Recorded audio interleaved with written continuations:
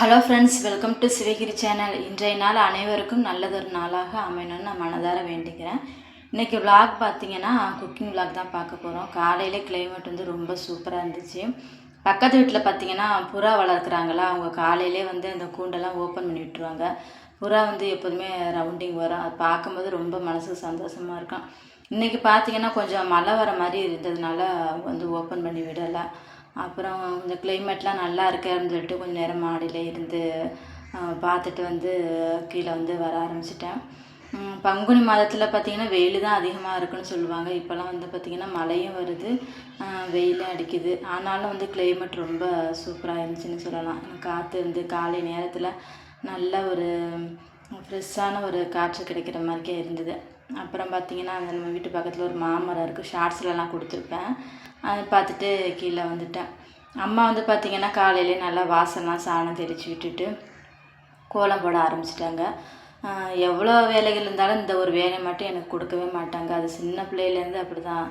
அது என்னமோ நான் எனக்கு என்ன வாசல் தெளிக்க சொன்னால் உனக்கு தெளிக்க தெரியாது, சாணியெல்லாம் வந்து சரியாக போட மாட்டேன்னு சொல்லிட்டு பார்த்திங்கன்னா எப்போதுமே அவங்க தான் வந்து வாசலாம் சாணம் தெளித்து கோலம்லாம் போடுவாங்க. அந்த மாதிரி தான். அதே மாதிரி தான் சில பேருக்கு பார்த்திங்கன்னா எனக்கு வந்து பார்த்திங்கன்னா அவங்க நம்ம வீட்டுக்கு அங்கே ஊருக்கு வந்தாங்கன்னா நான் போட விட மாட்டேன். நான் வந்து வாசலில் தெளித்து நம்ம போடுற மாதிரி நம்ம கோலம் போடுவோம். அந்த மாதிரி தான் ஒவ்வொருத்தவங்களுக்கும். உங்களுக்கு எப்படி அம்மா வந்து வீட்டில் வந்து கோலம் போட்டாங்கன்னா பிடிக்குமா, இல்லை நீங்களாக போடுறது தான் உங்களுக்கு பிடிக்குமான்னு சொல்லிட்டு எனக்கு வந்து கமெண்ட்டில் சொல்லுங்கள். அப்புறம் பார்த்திங்கன்னா காலையில் எப்போதும் போல் முதல் வேலையாக வந்து டீ போட ஆரம்பிச்சிட்டேன். அடிக்கிற வெயிலுக்கு வந்து பார்த்திங்கன்னா இந்த டீலாம் குடிக்கக்கூடாதுன்னு பார்த்தாலும் அது என்னமோ அந்த டீ குடித்தாதான் நாளே கொஞ்சம் சுறுசுறுப்பாக ஆகிற மாதிரி இருக்குது. அப்புறம் பால் காய்ச்ச ஆரம்பித்தாச்சு. எப்போதும் போல் நம்ம வீட்டிலேருந்து பசும்பால் தான், பாக்கெட் பால் வந்து ஒத்துக்காது. எங்கள் வீட்டு கேமராமேன் எடுத்துக்கிட்டு இருக்காங்க. பாப்பா தான் பிடிக்க சொன்னேன் கேமரா எடுக்கிறதுக்கு. கஷ்டப்பட்டு போங்கம்மா உங்களுக்கு வேறு வேலையே இல்லை அப்படின்னு சொல்லி சொன்னாங்க. கொஞ்சம் நேரமாக பிடிமா அப்படின்னு சொல்லிட்டு கெஞ்சி வந்து பிடிக்க வச்சாச்சு. பாப்பா தான் இன்றைக்கி கேமரா பிடிச்சிருந்தாங்க அவங்களுக்கு. அப்புறம் வந்து டீலாம் போட்டு கொடுக்க ஆரம்பித்தாச்சு. டிக்காசன் எப்போவுமே நம்மகிட்ட கொஞ்சம் கம்மியாக தான் போடுறது, அதிகமாக போடுறது கிடையாது. என்ன தான் அந்த டீலாம் குடிக்கக்கூடாது அப்படின்னு சொன்னாலும் அது என்னமோ நமக்கு வந்து அது குடித்து பழக்கமாகிடுச்சு. யாருக்கெல்லாம் அந்த வெயில் காலத்துலேயுமே அந்த டீயை போட்டு குடிக்கிறது பிடிக்குன்னு சொல்லிட்டு சொல்லுங்கள். அது குடித்தா தான் நாள் ஃபுல்லும் ஏதோ கொஞ்சம் ஃப்ரெஷ்ஷாக நம்ம வேலை பார்க்குற மாதிரி தோணுது. அப்புறம் தம்பிக்கும் பாப்பாவுக்கு எனக்கு எல்லாருக்குமே போட்டு குடிக்க ஆரம்பித்தாச்சு. அம்மா வந்து வேணான்னு சொல்லிட்டாங்க. சரின்னுட்டு 3 பேருக்கு மட்டும் போட்டு. தம்பி பையனும் அதிகமாக குடிக்க மாட்டான். அவங்களுக்கு வந்து தனியாக டிக்காசன் போடாமல் பால் மட்டும்தான் கொடுக்குறது. அப்புறம் இந்த மாங்காய் வாங்கிட்டு வந்துருந்தாங்க சந்தையில்.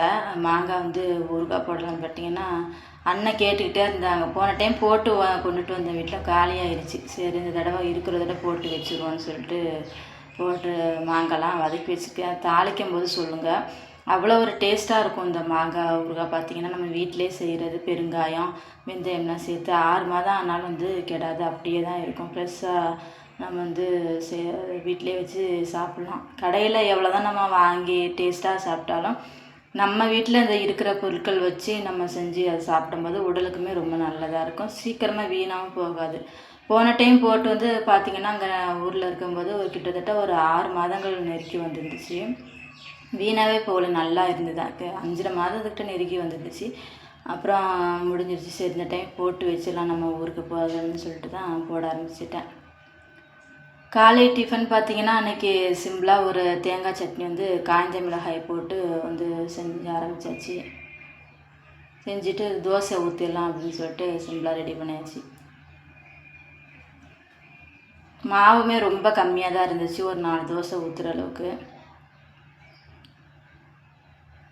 அதில் வந்து மேனேஜ் பண்ணி எப்படியா 2 தோசை எங்களுக்கு, பாப்பாவுக்கு எல்லாருக்கும் சேர்த்து ஊற்றியாச்சு.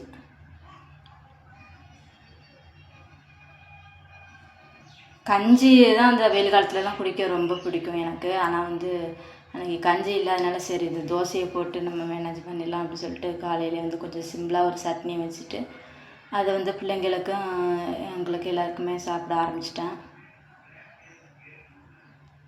இந்த தேங்காய் சட்னி ரொம்ப டேஸ்ட்டாக இருக்கும். கொஞ்சமாக தேங்காய் வச்சு அதில் பொட்டுக்கடலை, கொஞ்சம் இஞ்சி, பூண்டு, அதன் கூடயே பார்த்திங்கன்னா காய்ந்த மிளகாய் வச்சு நம்ம நல்லா தேவையான அளவுக்கு உப்பு போட்டு அரைச்சிட்டு அதில் நம்ம கடுகு கருவேப்பிலை காய்ந்த மிளகாயெல்லாம் போட்டு தாளித்தோம்னா அவ்வளோ ஒரு டேஸ்ட்டாக இருக்கும்.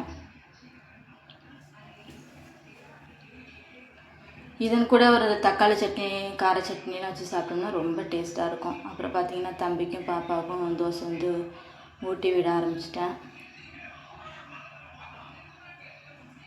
அவங்களுக்குமே இந்த கஞ்சி தான் பழைய சாதம்லாம் சாப்பிட பிடிக்கும். என்ன பண்ணுறது, மாவு இருக்க வீணாக போன்னு சொல்லிட்டு காலையிலே வந்து சரி ஊற்றி காலி பண்ணிடலான்னு சொல்லிட்டு 2 தோசையை ஊற்றி ஆளுக்கு கொஞ்சம் ஊட்டி விட்டுட்டு மதியம் வேலைகள்லாம் வந்து ஸ்டார்ட் பண்ணியாச்சு. தம்பி பையனை வந்து தூங்க வச்சுட்டேன். அவங்க இருந்தாங்கன்னா அப்புறம் நம்ம ஒரு வேலையை பார்க்க முடியாது, அழுதுகிட்டே இருப்பாங்க. பின்னாடியே கூப்பிட்டுட்டு வருவாங்கன்னு சொல்லிட்டு அவங்கள தூங்க வச்சுட்டு மதியம் வேலைகள்லாம் ஸ்டார்ட் பண்ணிடலாம் அப்படின்னு சொல்லிட்டு பார்த்திங்கன்னா வெளியில் தான் இன்றைக்கி விறகு அடுப்பில் தான் சமைக்கலான்னு சொல்லிட்டு அடுப்பு உலைய வச்சு ரெடி பண்ணிட்டேன்.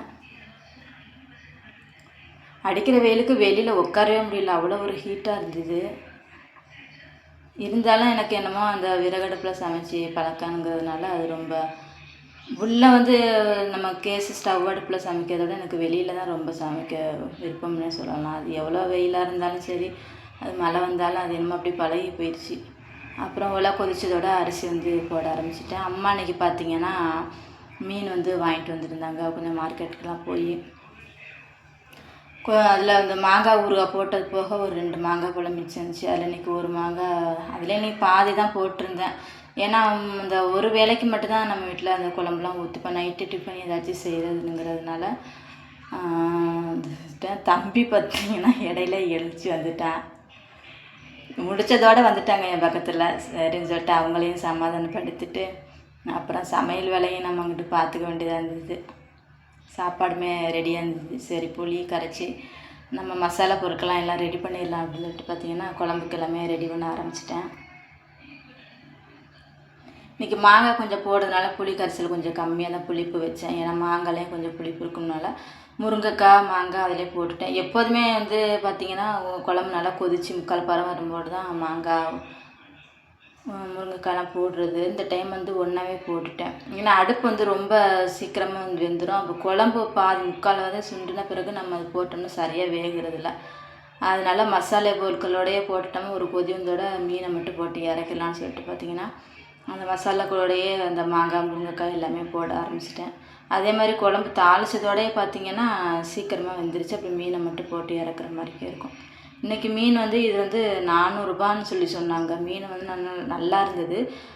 இனிமேல் போட்டு வந்து கட்டில் போட்டுருவாங்க. கட்டினா இனிமேல் இந்த இடைக்கால தடைன்னு சொல்லிட்டு சொல்லுவாங்க இல்லையா, வெயில் காலத்துலலாம் போட்டு எடுக்க மாட்டாங்கல்ல, மீன் வந்து இனிமேல் அதிகமாக கிடைக்காது. இதுதான் லாஸ்ட்டு இந்த போட்டுன்னு சொல்லிட்டு சொன்னதுனால ரேட்டுமே கொஞ்சம் அதிகமாக தான் இருந்தது. அப்புறம் குழம்புக்கு பாதி நம்ம பொரிக்கிறதுக்கு பாதின்னு சொல்லிட்டு தனித்தனியாக எடுத்து வச்சுட்டேன். தாளிக்கிறதுக்கு பொருட்கள் எல்லாமே ரெடி பண்ணிவிட்டு வெளியில் தான் அன்றைக்கி குழம்பு வச்சிடலாம். சமையல் வந்து சாதத்தை வடிச்சிட்டு பார்த்திங்கன்னா அதிலே குழம்பு ரெடி பண்ண ஆரம்பிச்சிட்டேன். ஆனால் விறகடுப்பில் சமைச்சோம்னா சீக்கிரமாகவே நம்ம சமையல் வந்து முடிச்சிடலாம். ஒரு 10 நிமிஷத்தில் ஏதோ வேலை முடிஞ்ச மாதிரிக்கே இருக்கும். அப்புறம் வந்து கொஞ்சம் தக்காளி வெங்காயம் எல்லாமே நல்லா வதக்கி வச்சுட்டு அந்த கரைச்சி வச்சு இந்த புளி கரைசலையும் அதிலே நல்லா ஊற்றிக்கிட்டேன்.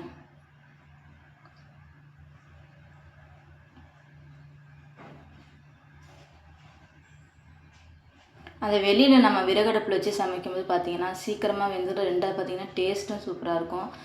அந்த எல்லா பக்கமே அந்த தீ விழும் பொழுது பார்த்திங்கன்னா அந்த குழம்போட வாசனையாக இருக்கட்டும், அந்த மீன் பார்த்திங்கன்னா சீக்கிரமாக வெந்துடும் போட்டதோட. ஏன்னா நல்லா ஒரு கொதி வந்துருச்சா, முருங்கைக்காய் மாங்காய்லாம் பார்த்திங்கன்னா நல்லா முக்கால் பதத்துக்கு வந்துருச்சு. குழம்புமே நல்லா முக்கால் பதம் சுண்டிடுச்சு. இந்த ஸ்டேஜில் பார்த்திங்கன்னா மீன் நம்ம எடுத்து வச்சுருந்ததையும் எல்லாத்தையுமே எடுத்து போட்டுவிட்டேன்.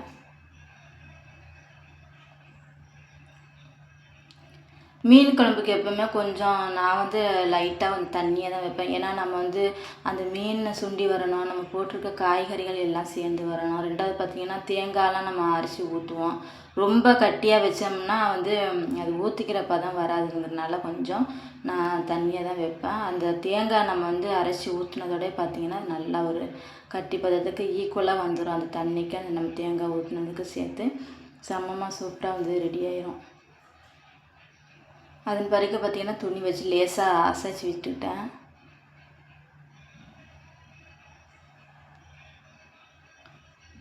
ஒரு 1/4 மூடி அளவுக்கு பார்த்திங்கன்னா இன்றைக்கி நல்லா தேங்காய் துருவி அதையும் வந்து அந்த குழம்பு மேலேயே வந்து ஊற்றி விட்டுக்கிட்டேன்.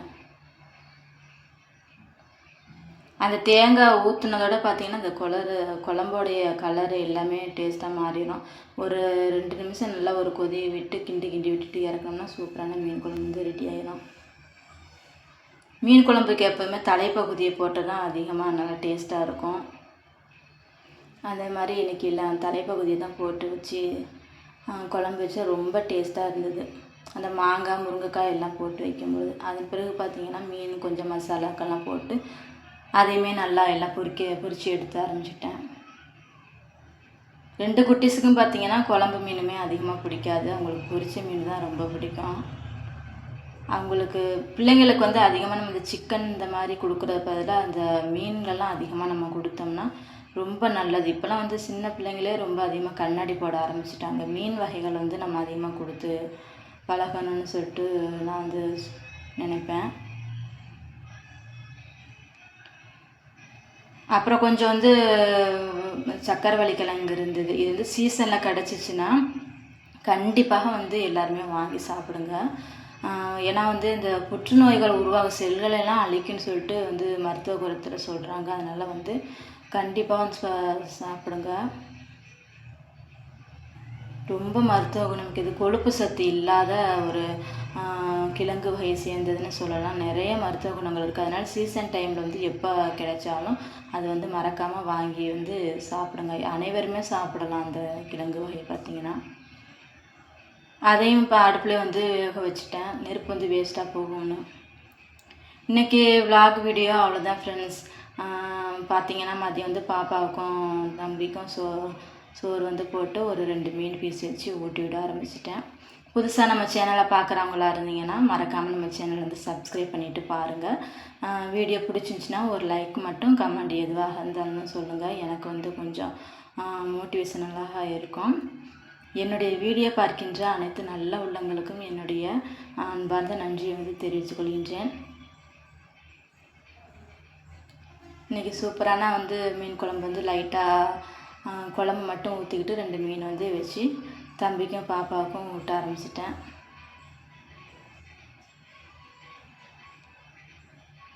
வீடியோ பார்க்கின்ற அனைவருக்கும் நன்றி, வணக்கம்.